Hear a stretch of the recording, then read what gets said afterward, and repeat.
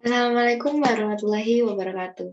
Perkenalkan, saya Alvina Putri Rudianto dari Prodi S1 Teknik Sipil, offering 13 AA dengan NIM 210523617315. Di sini saya akan mempresentasikan tugas akhir dari mata kuliah Matematika Rekayasa 2, yaitu penjelasan tentang persamaan diferensial, khususnya orde 1 dan orde 2.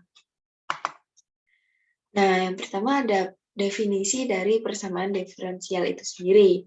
Adalah persamaan matematika untuk fungsi satu variabel atau lebih yang menghubungkan nilai fungsi itu sendiri dan turunannya dalam berbagai orde.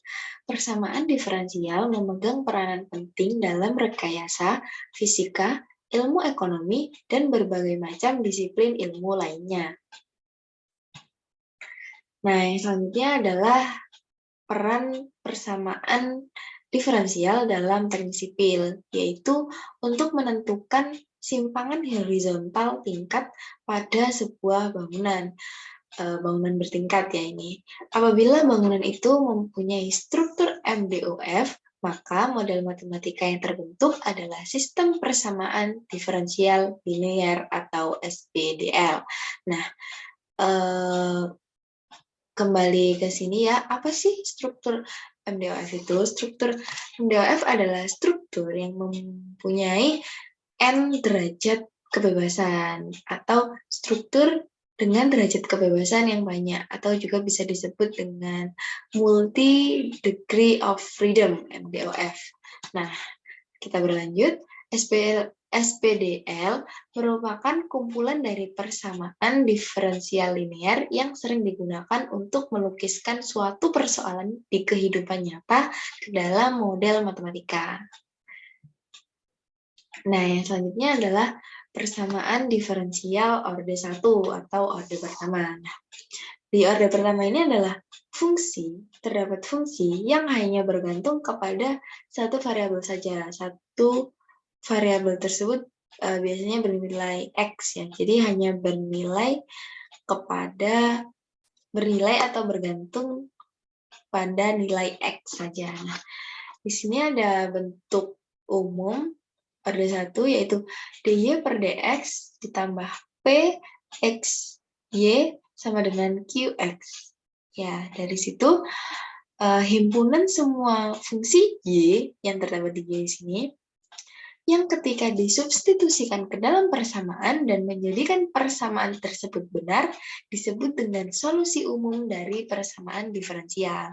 Jadi ketika data ini diolah dan menghasilkan himpunan Y, fungsi Y, nah itu disebut sebagai solusi umum jika ketika disubstitusikan ke dalam persamaan menjadikan persamaan tersebut benar. Nah, mungkin langsung kita lanjut saja. Nah, lalu di slide seperti ini kan himpunan semua fungsi Y. Nah, bagaimana cara kita untuk mengetahui berapa fungsi Y yang menjadikan persamaan tersebut benar? Berapa solusi umumnya gitu kan? Bagaimana caranya? Dengan cara faktor pengintegralan. Jadi, ini faktor pengintegralannya yang terdapat di kotak berwarna ungu. Jadi, ini merupakan bentuk umum dari orde 1 ya, saya pindah. Nah, kita tinggal mengalihkan saja bentuk persamaan orde 1 dengan faktor pengintegralan. Mungkin bisa saya lanjut ke contoh soal agar tidak bingung. Nah, ada contoh soal nih, selesaikan dy per dx ditambah 2 per x Y sama dengan sin 3x per x kuadrat. Nah, pertama-tama kita mencari faktor pengintegral terlebih dahulu. Seperti yang dijelaskan sebelumnya, E pangkat integral px kali dx. Nah, kalau di sini kan yang menjadi px kan ini ya, 2x. Jadi 2x-nya kita masukkan ke sini, ditambah dx. Setelah itu hasilnya adalah E pangkat 2 ln mutlak X dan sama dengan X kuadrat. Nah, jadi setelah bertemu faktor pengintegralnya adalah X kuadrat, maka kita tinggal mengalihkan persamaan soal dengan X kuadrat. Nah, kita masukkan saja X kuadrat dikali dy per dx, lalu ditambah dengan X kuadrat dikali 2 per X dikali Y, itu bentuk lainnya seperti ini ya, X kuadrat dikali per X di sini, lalu sama dengan sin 3X, ini X kuadratnya hilang. Nah, lalu dihasilkan persamaan D per dx dikali X kuadrat kali Y, sama dengan sin 3X, tetap 3X-nya.